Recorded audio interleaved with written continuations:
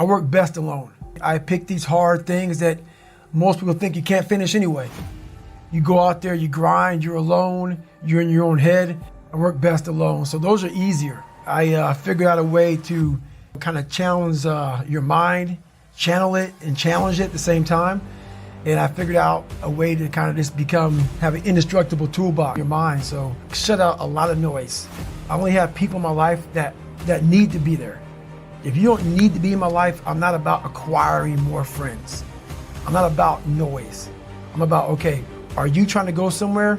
You can jump on board. If not, I don't want to hear all your problems. Do you have a solution for your problem? That's what I'm all about right now. So I'm not about whining, bitching, complaining. I'm about, okay, we need to go this way. You have to go dark. And what I mean by that is you have to be quiet in your mind. It's okay to be alone.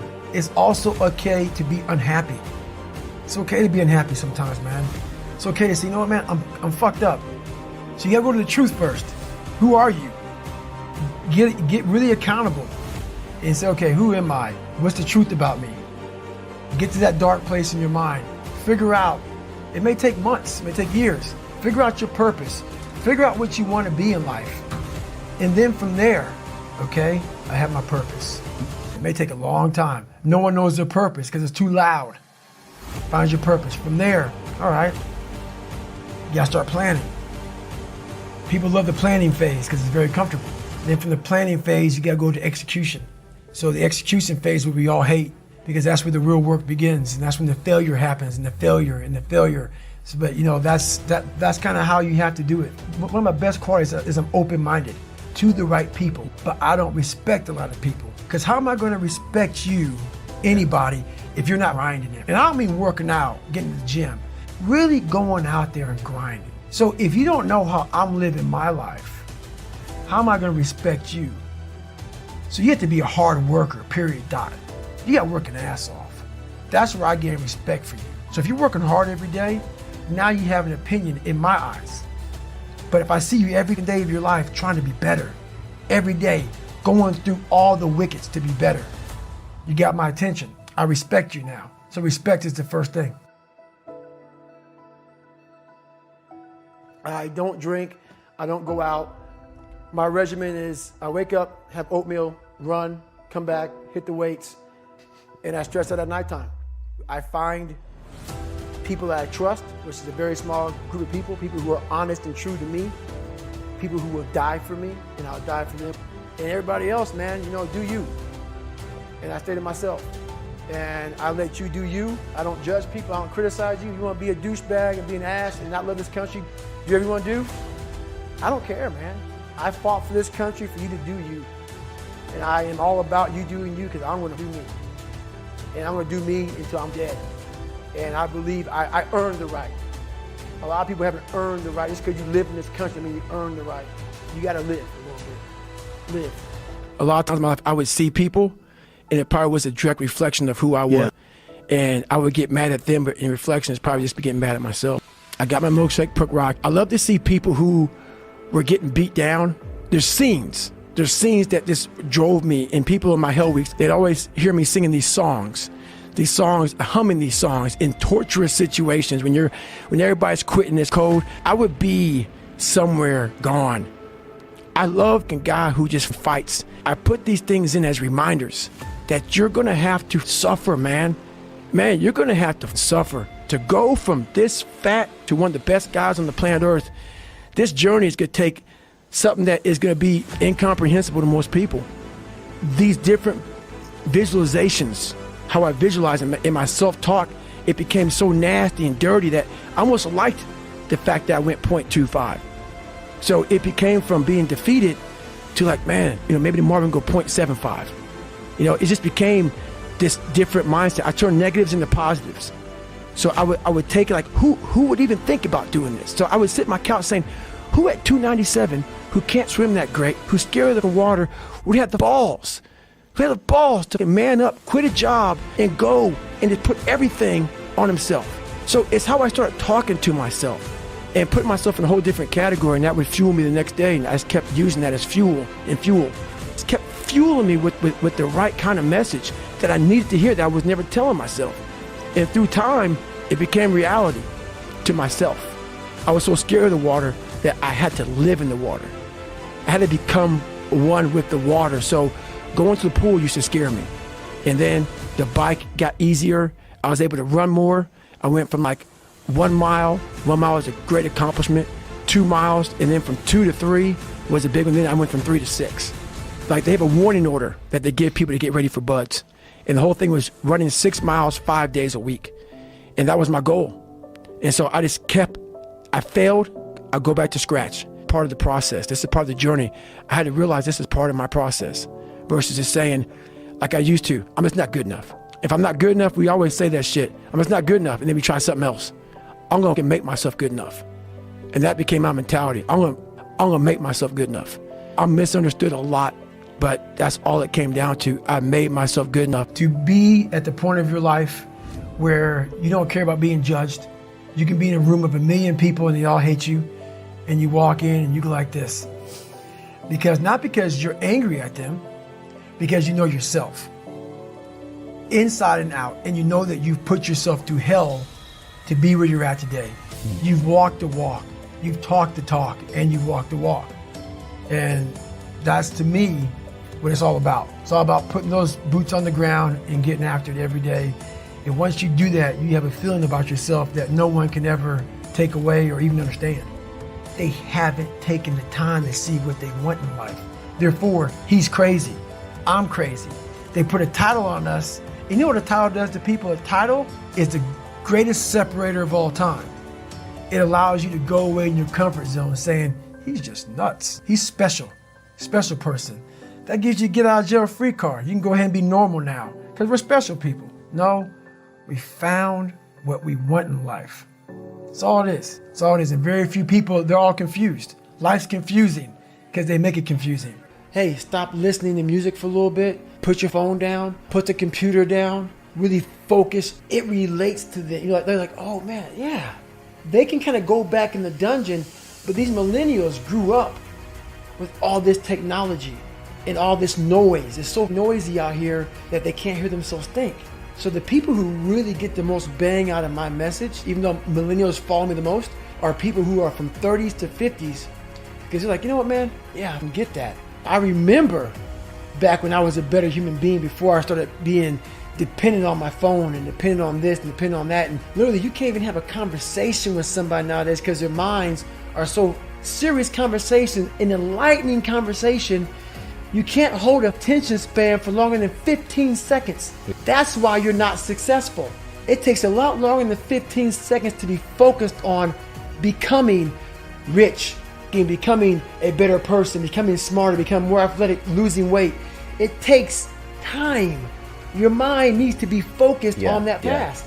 You cannot live in that normal mindset. You must be your best on your worst day. And how you do that is you cannot think of a normal mindset. You cannot have a normal mindset. When you look in the mirror, the first thing you see is your reflection. If you don't like what you see in the morning, you lost the war already. It's not about even liking what you see. It's about looking in the mirror and you may start, man, I feel different. That reflection is not everything. It's a feeling you're supposed to get. That's how you start your day. If you leave your house feeling like, okay, I can fight. I've established the mentality to fight. And that all that comes from working out. Life's about self-discipline. We tend to do the things that are easy. And that is it builds no mental toughness. It builds no mental hardening. It builds nothing. When you work out, working out is where you can build that the fastest. Because it's a constant, it gives you instant feedback. But the discipline it takes, it transfers over to all aspects of your life. It's not, people, man, why are you always working out? Stop looking at it that way. This is the foundation of life.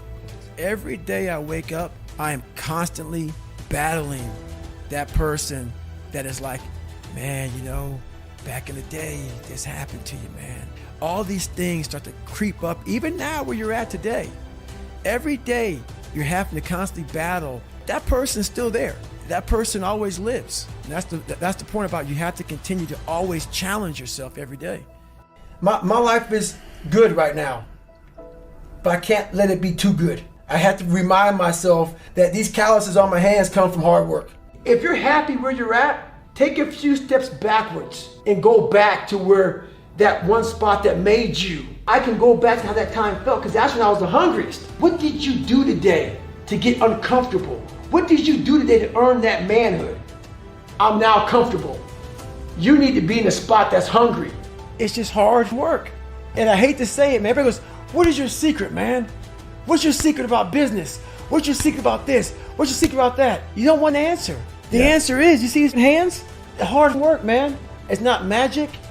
It's literally, you're going to have to wake up and you're going to have to sit there and say, today's going to suck. And then when that day is over, you're going to wake up again and say, the next day is going to suck. And that's going to be your life. All my ideas come from when the blood pressure, the intensity is high, because that puts me back in the dungeon. I remember when I was 300 pounds, my most inspirational time when I was 300 pounds and I was trying to lose weight, and I was having all these self-talks, trying to find strength all over my brain. So you start to have these different mantras, like almost every 3 or 4 seconds, a different mantra comes up. Just there's a lot of power in that from being that underdog mentality. And whenever I go out to work out, it's not like I'm David Goggins now, 44, I've achieved a lot. Every time I go out to work out, I'm that 300-pound guy spraying for cockroaches, nothing. Because if you think that way, you can only achieve the best. If you've arrived and you go out there, I don't need to be out here doing this. Not getting civilized is about having a savage mentality. A lot of us say, like for instance, I see these athletes right now who retire. I'm 38, I'm 39. I did 20 years at the top of my game, and I'm chilling out now. You see them a year later and how they look. What the hell just happened to you, dude? What the hell? You're one of the greatest athletes of all time. Kids looked up to you. Women, men of all ages looked up to you. And they hit the pinnacle where it's time to retire, and their mind says, whew, I'm civilized. The worst thing that could ever happen to any human being is they become civilized. It's that total accountability. I was the baddest person to ever live. It doesn't go away, man. You gotta wake up, even though you retired, you never retired. You're setting the example every single day of your life. And being civilized feels so good. I'm sorry, man. Once you get to the top, you may retire, but you ain't never coming back home, man. And now you're judged. People see you falling off. You want to be that guy who knows I may be retired from the sport or wherever I did, but I'll be damned if you ever see me not arriving. People, I've arrived. I've arrived mentality. You're always setting the example. Civilization feels so good. These comfortable feelings are what people want. They want retirement. They want that. They need that. It's a yearning feeling. I want it too. People love putting a label on me about, my God, man, you're just wired different. I'm thinking right now, after I got past my stuttering thing, now I'm on a roll, I'm good now. I'm constantly callousing over my victim's mentality that I once had growing up. Because why? When you stop doing it, you don't just maintain it. If you stop shooting a gun, you're not gonna be a great shot if you pick a gun up a year from now. The only way to keep from getting rusty, you gotta keep challenging it every day. It's not enough you made to the NFL, beat the MVP. It's not enough you ran a 5K, win a 10K. It's not enough you became a doctor, be a better doctor. It's not enough you lost 50 pounds. Go out there and do something with it. Guess what? It's 109 out here, but guess what? It's not enough. Stay hard. Where do I see myself?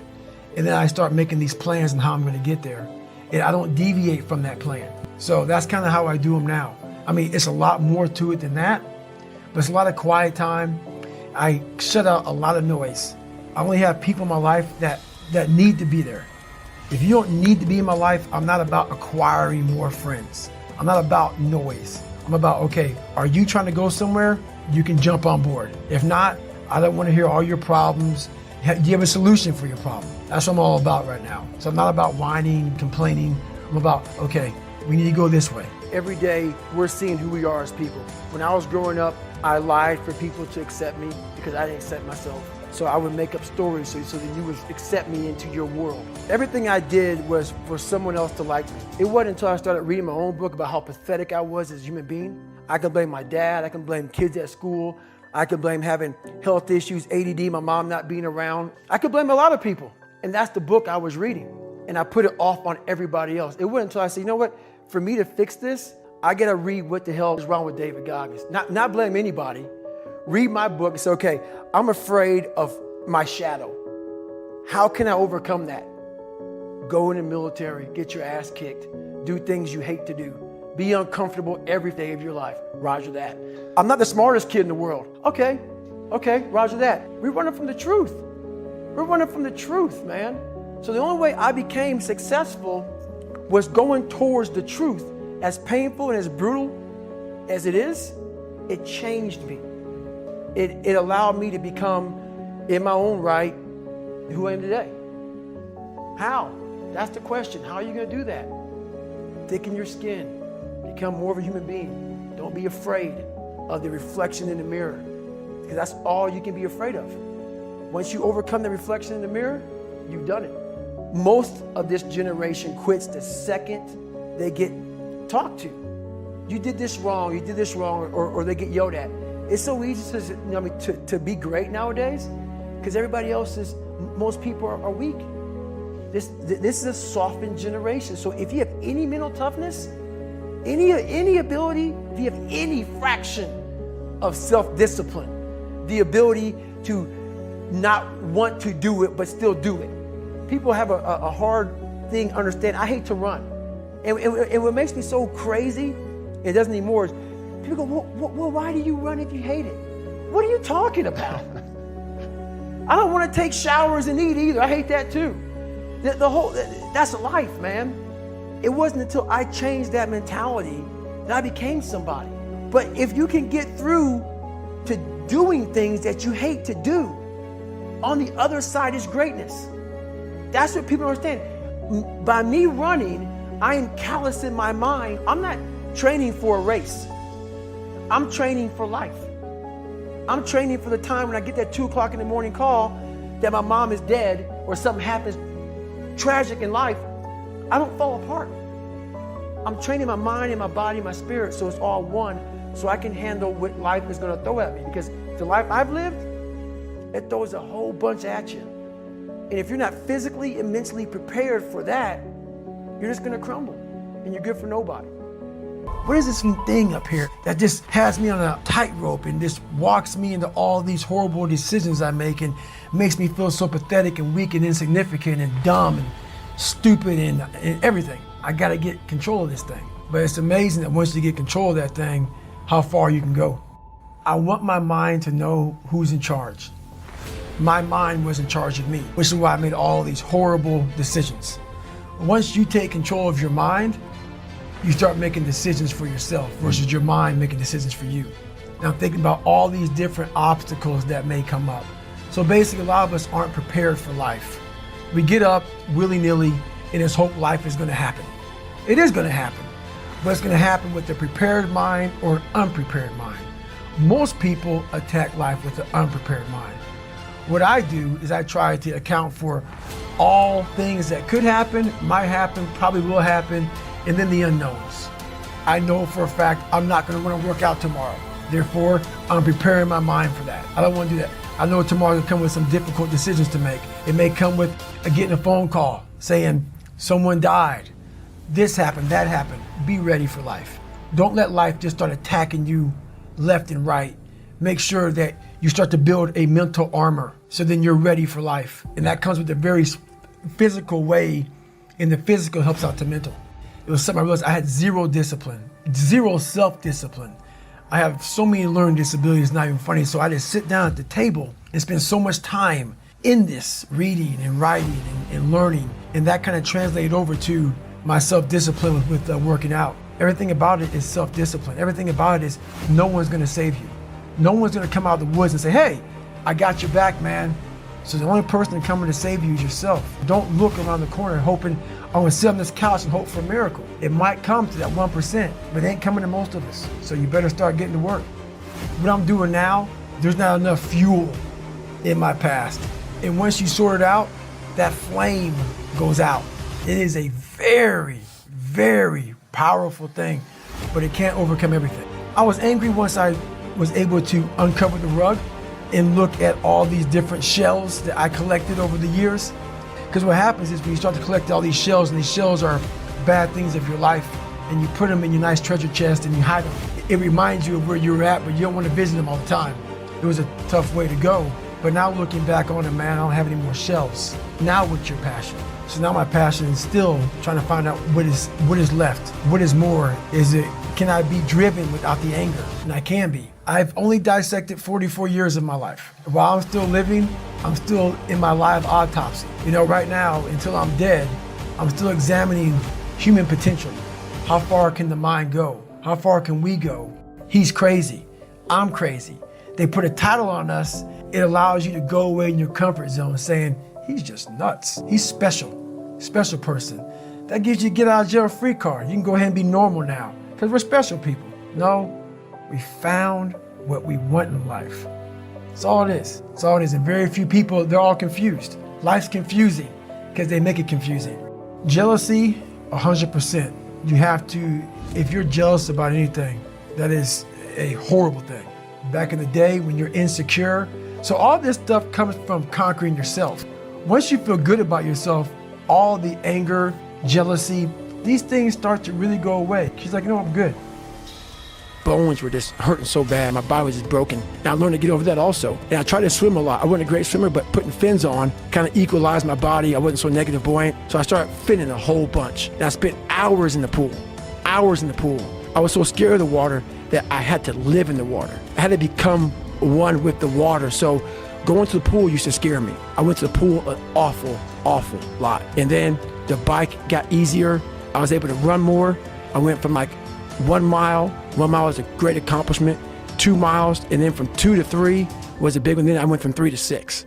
And that was my goal. And so I failed, I go back to scratch. I used some positive motivation, but I started realizing this is part of the process. This is part of the journey. I had to realize this is part of my process versus just saying, like I used to, I'm just not good enough. If I'm not good enough, we always say that, I'm just not good enough, and then we try something else. I'm gonna make myself good enough. And that became my mentality. I'm gonna make myself good enough. And so I'm misunderstood a lot, but that's all it came down to. I made myself good enough. You have an obligation, not to yourself, but to everybody out there that is touched by what you do as a human being. While nobody knows what I'm doing, I am a virtual trainer mentally, because there's a lot of people out there saying, man, David Goggins is getting after today. And if I wake up one morning and don't do that, I go back to that David Goggins who lied about being who he wanted to be. My thing that keeps me going every day is my mission in life, while I did not choose it, is to always stay the course. In your brain is the most powerful weapon. Your brain is the most powerful weapon in the world. Your brain is the only thing you have when you're going through depression, when you're going through hard times, when you're going through death. You're alone. You're alone. You may have a shrink you're going to, you may have a best friend you're going to, but there's 24 hours in the day where you're alone in this brain. And your brain is talking to you in all kinds of ways. And it wants to control you and pull you in these different pockets. If you can't control your own brain and your brain controls you, you got to tell your brain where you want to go and how you want to go and how you want to get there. You got to control it. If not, it's over. And all I knew back then was hard work. The only way anything gets accomplished. That's all I heard back in those days. You gotta work hard. You gotta work hard. I told myself after the first time, I knew it was gonna be a long journey there. My body was breaking down. It was just how it was going on. I said, you know what? This is my new norm. So my mind said, it's like going to work. Like you go to work, you put your suit and tie on. I go into suffering every day. Every day, suffering, being broken, duct taping my feet up, stress fractures, shin splints, being broken. This is my new norm. And your mind says, if we're not broken, this ain't normal. We gotta be broken. So then your mind starts to get tougher and more callous. People, how did you run on broken feet? Broken shins. My mind knew this is how we operate. We're in Navy SEAL training. This is what we are. I became hell, and that became my new norm. I gave myself no way out. There was nothing outside these walls of hell. Nothing. I love God. But for a short period of time, I became the devil, because that was hell. I became the boss, the owner, the CEO of Navy SEAL training. That was my mindset. And that's how you get through things. You immerse yourself in wherever it is, and you become that.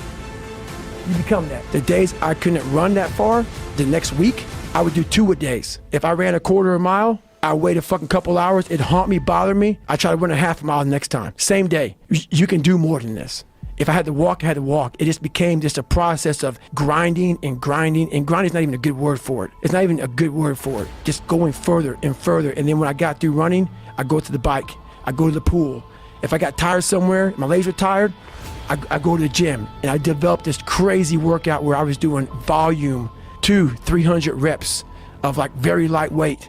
People always say, how come you don't have any like loose skin? My workout routine in the gym became sick.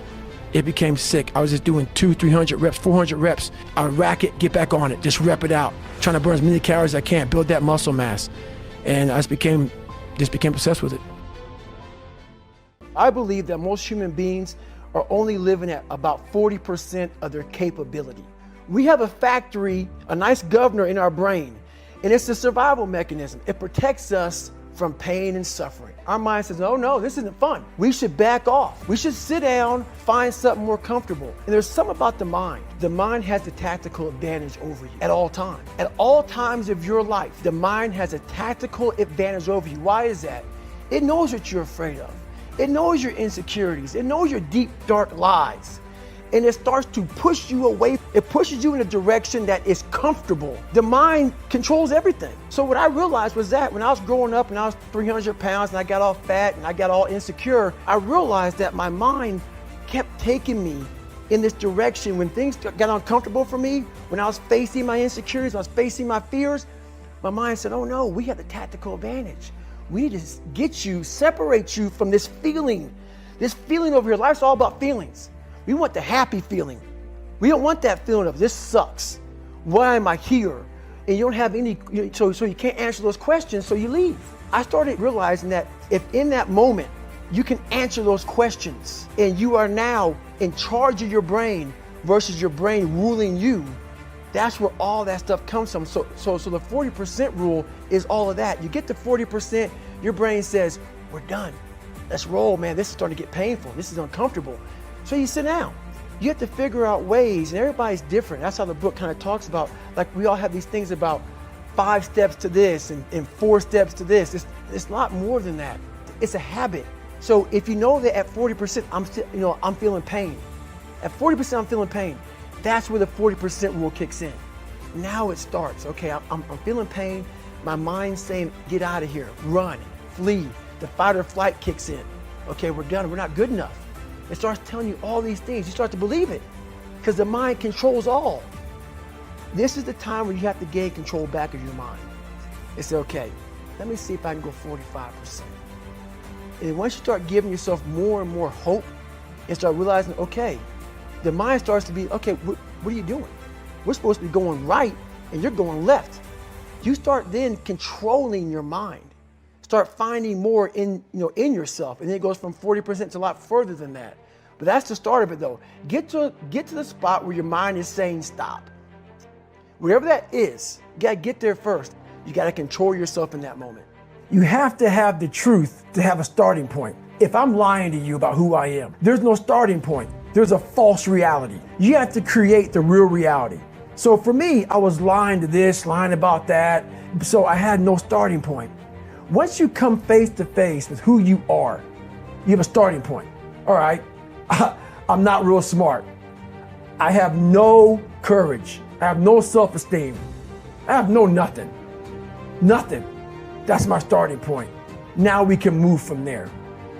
But if I tell myself I'm strong, I have courage, I'm smart, and all these are lies, you continuously push that starting point backwards. So that starting point is the truth that only you can tell yourself. We like to surround ourselves. It makes us feel so good. Those people who say, it's okay, it's okay, it's not okay. It isn't okay, man.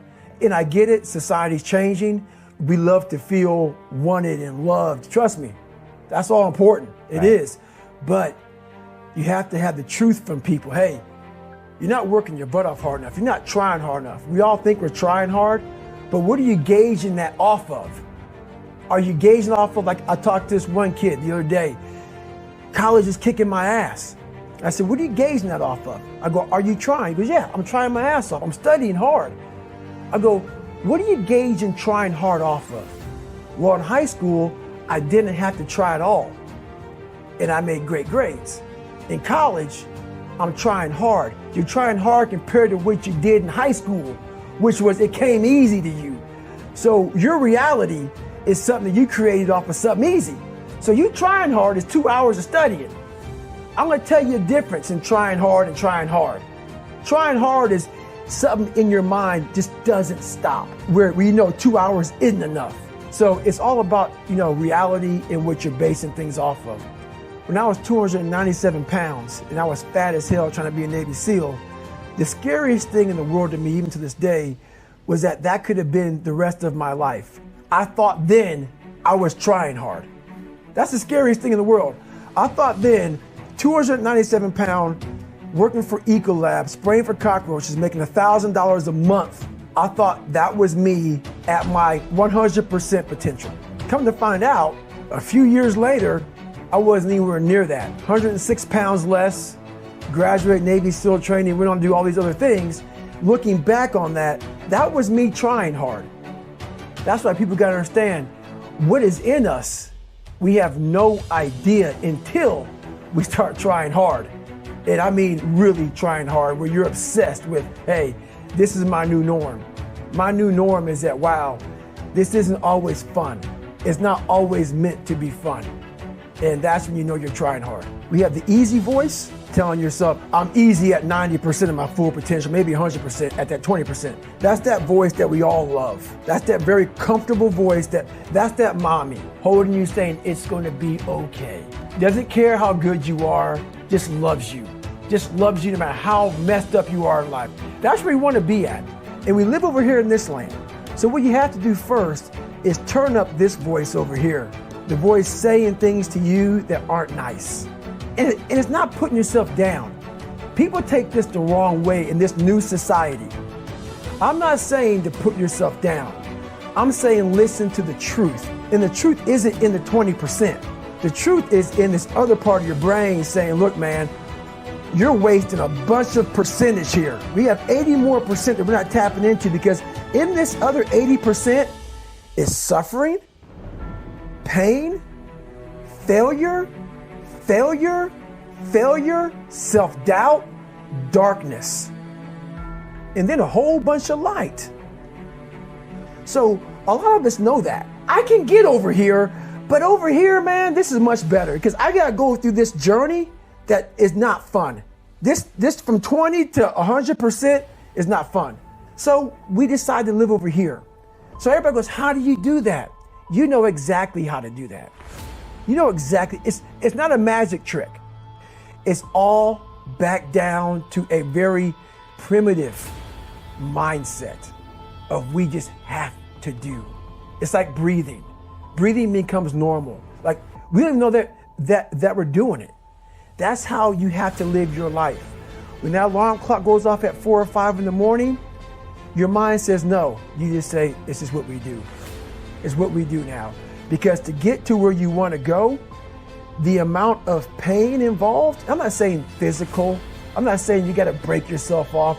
The amount of mental pain of how many times you're going to have to do something that you don't want to do to get to where you want to go is going to be, there's going to be more times you do something that you don't want to do than you are going to want to do it.